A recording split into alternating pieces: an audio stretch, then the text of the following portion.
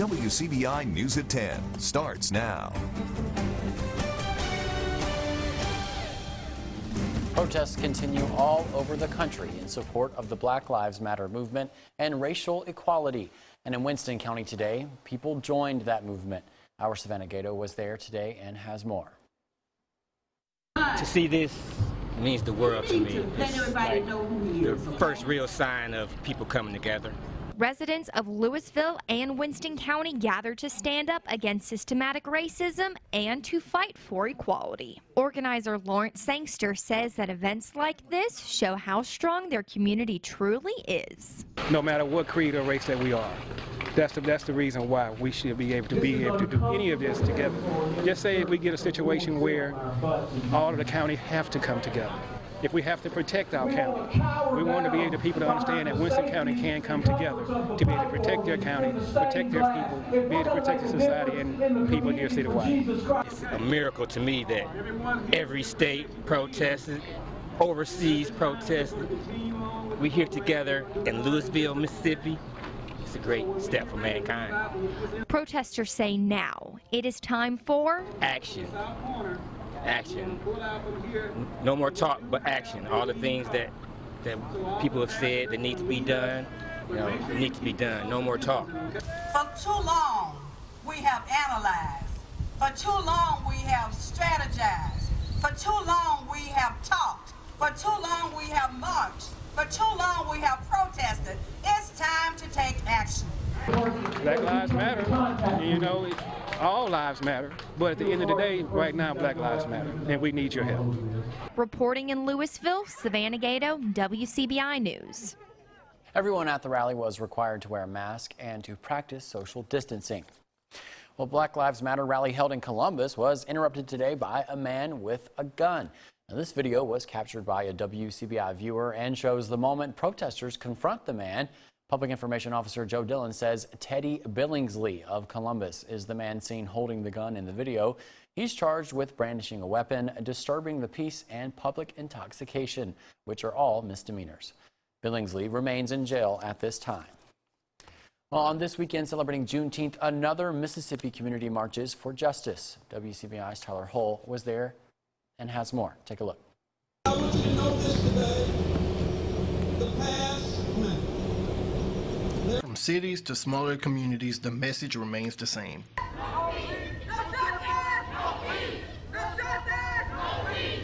People who live in Aberdeen are part of the national movement. Mayor Maurice Howard says he is here to stand with the people and ask for the same thing that everyone else wants. This is a stand for, social injustices all across America. And of course, me as the mayor, I support. As a black man, I have no other choice but to support. And so we're standing up for all of those lives that's been lost all across America. And all we're asking for is equality. The group marched from the Parks and Recreation Building to the City Hall. That's where speakers and singers called for equality, justice, and unity. Event organizer Michelle Stewart says putting the event together was difficult at times, but in the end, it was all worth it. I can say it was challenging.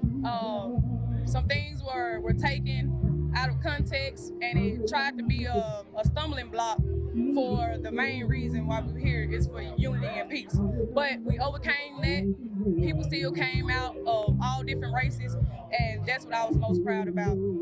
It's hard work trying to be an organizer and do behind the scenes to get something together. But when people show up and you have a great turnout like this and you have your supporters and city officials out, it just makes everything better. Aberdeen is one of dozens of cities and communities across Mississippi where local residents have protested peacefully in recent weeks.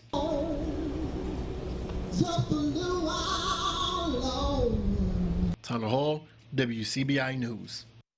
Dozens of people attended the march this morning. Hey there, friends. A few isolated downpours out there on your Saturday evening. Take a look at radar. Most of us are dry right now, but there are some pop-up showers and storms developing out there. One right now coming through Winston County, southern Choctaw County. Louisville about to get on a quick little downpour. We've had one strike of lightning so far just to the west of Ackerman. Also some quick downpours off to the north, western Union County, Pontotoc County. Very sporadic and very brief, but we're going to keep the chance in play here overnight tonight for an isolated shower or maybe a rumble of thunder. 70 for the low tonight, clouds continuing to increase. And tomorrow for Father's Day, if you've got any outdoor plans, not a horrible day for it. Hot and humid, highs in the low to mid 90s, and we're going to keep the chance in for some pop-up storms tomorrow as well. I'll have those details in your full forecast in just a bit. Cash. All right, thanks, Trevor. A local church goes back to online services after members of its staff test positive for coronavirus. Leaders at Fairview Church in Columbus sent out a letter to members of the congregation on Friday. In the letter, they state that a volunteer from their June 14th service tested positive for COVID-19. They also said later that same week, they learned of additional exposures to their staff. As a result, the church will be moving back to an online streaming format until further notice. Their offices will close Monday and Tuesday of this week to allow other members of the faculty to be tested. Well, President Trump's first rally since the coronavirus pandemic hit the U.S. sparks controversy even before it began this evening in Tulsa, Oklahoma. CBS News correspondent Omar Villafranca reports from Tulsa. Well, the president's first rally since March comes as coronavirus cases are spiking in Oklahoma and many states across the U.S. No intentions on wearing masks. We're healthy individuals. We hope everyone here is only coming here if they assume the risk of being out here today. I have hand sanitizer on me. We have masks for whenever we get, less, 6 feet away. President Trump's campaign announced Saturday that 6 staff members helping set up for the rally have tested positive for the virus. Masks are not required at the indoor or outdoor rally venues, but temperature checks are being conducted and hand sanitizer provided. The president spoke on the South Lawn as he departed the White House for Tulsa. The event in Oklahoma is unbelievable.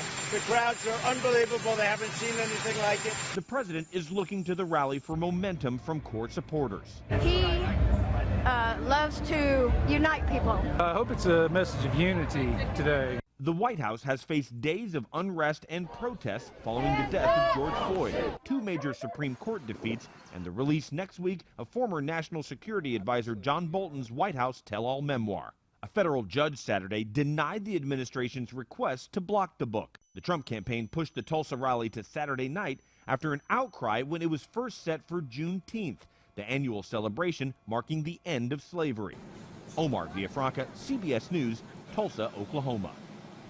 The choice of Tulsa itself was controversial nearly a century after a white mob massacred hundreds of African-American residents, including burning a thriving neighborhood to the ground. Well, coming up, an area business owner is doing everything he can to take care of his employees during the coronavirus pandemic. That story and more after the break. Stay with us. NEM with Cash Matlock.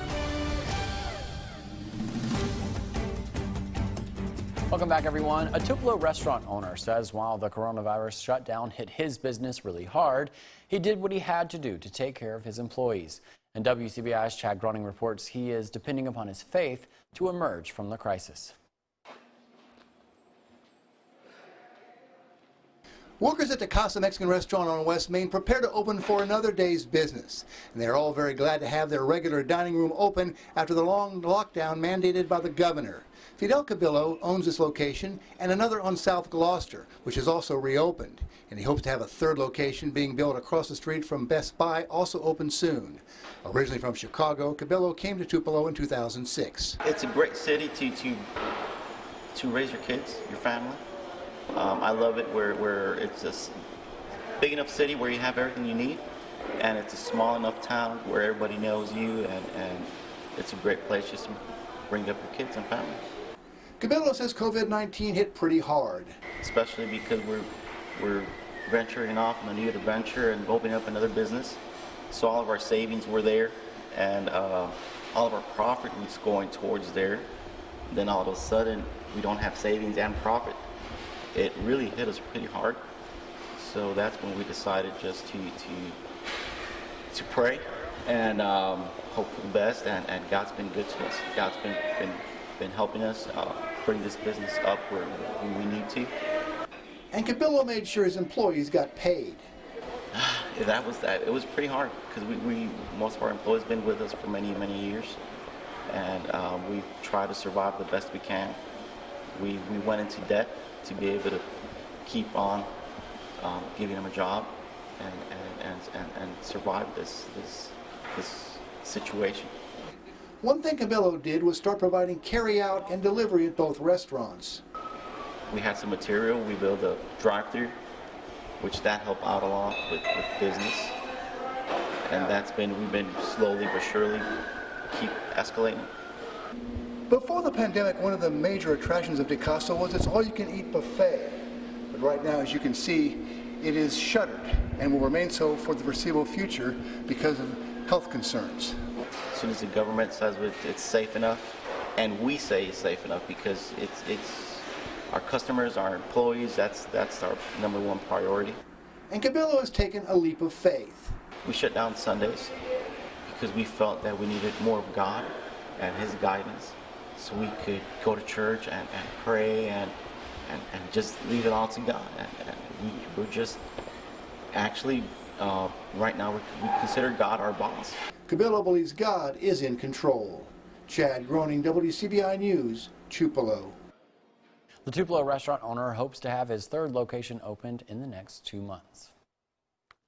Calm and quiet right now on the Mississippi State campus over in Starkville, but there's some rain on the radar and there's even more rain on the way. I've got the details on when you'll need the umbrella coming up in my first alert forecast. That's right after the break. Stay with us. Forecast with meteorologist Trevor Burchett. Got any friends out in Oklahoma City right now? They're rocking and rolling. An earthquake just reported seconds ago, likely still happening in the Oklahoma City metro area. No official reports right now, but we'll keep an eye on the United States Geological Survey and have that update for you momentarily on our social media accounts. Today, officially the first day of summer across the world, at least in the northern hemisphere. Our friends down under celebrating the first day of winter. So you got to get ready to celebrate summer. Take a look at this. Scott Gregory in Louisville celebrating the right way. The pool, the slide, the sprinkler, everything out in the backyard. Looks like a nice fun time to me. Hopefully you had a way to cool down because it definitely felt like summer out there today and a really nice sky to top it off. Take a look at the time lapse. Beautiful sunset behind that deck of clouds over downtown Columbus. Some oranges and pinks in the sky. A really nice view. Luckily the sun has set now, helping to cool us off just a little bit. I mentioned that deck of clouds off to the west. That is actually basically right on top of us right now. And we actually have a few isolated showers and rumbles of thunder across our area right now. One coming out of Winston County into Oktibbeha County. Nothing major expected out of those, but we are going to keep the chance for an isolated shower in play here overnight tonight. 70 for the low. Increasing clouds going to continue as that band of clouds continues to push in across the area. And tomorrow, Father's Day, if you've got any outdoor activities, not the worst day for it, but we are going to keep the chance for an isolated pop-up shower or storm, at least in the afternoon hours. So keep that in mind. Go about your day as normal, but you might have to dip inside for a few minutes if one of those storms finds your location. And hey, it might actually help cool you off a little bit because it's going to be a hot and humid day. 91 for the high, with humidity helping things to feel much muggier through the afternoon hours. Take a look at Futurecast. I'll tell you what we're expecting over the next several days. Monday, rain chances really going to continue here, more in the pop-up style of storms. Not everybody going to see rain on Monday, but the chance will be there.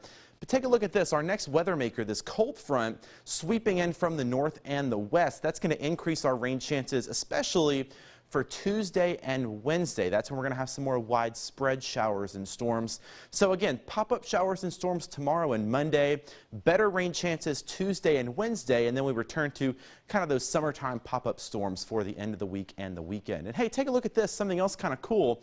There's actually a lot of wind coming off of the west coast of Africa, and that's picking up some Saharan dust out of the desert, and it's basically like a conveyor belt right into our area. So by the end of this week into the weekend, we're going to have a lot of Saharan dust in the air. Now, what does that mean? Really not a whole lot. What it is going to do is help to make some more vibrant sunsets with all the dust in the air, add some more color. Also, if you're like me and you suffer from allergies, this might irritate them just a little bit. So we'll keep an eye on that. Maybe some good sunsets out of it if the weather will cooperate for us. Again, better chances for rain Tuesday and Wednesday. After that, pop-up showers and storms continue through the weekend. Highs in the upper 80s to right around 90. Coronavirus and sports. We've got your weekend wrap-up for national sports and a look at how the virus is affecting attendance. All that and more after the break. Welcome back in. There's a real tension at play between the desire to get back to normal and the reality that the coronavirus is not going away. Sports are a perfect example. The Belmont Stakes horse race took place this afternoon in what one racing official calls an upside-down year. Take a look. The Belmont Stakes is known as the third leg of the Triple Crown, but with the Kentucky Derby and Preakness postponed until the fall, this year the Belmont is first out of the gate. Belmont Park, which holds 90,000 fans, will be empty.